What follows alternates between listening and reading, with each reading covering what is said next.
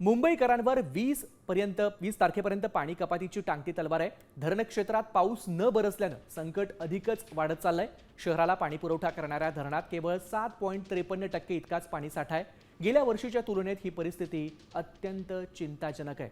गेल्या वर्षी आजच्या तारखेला धरणामध्ये तब्बल 35.97% पाणीसाठा उपलब्ध होता।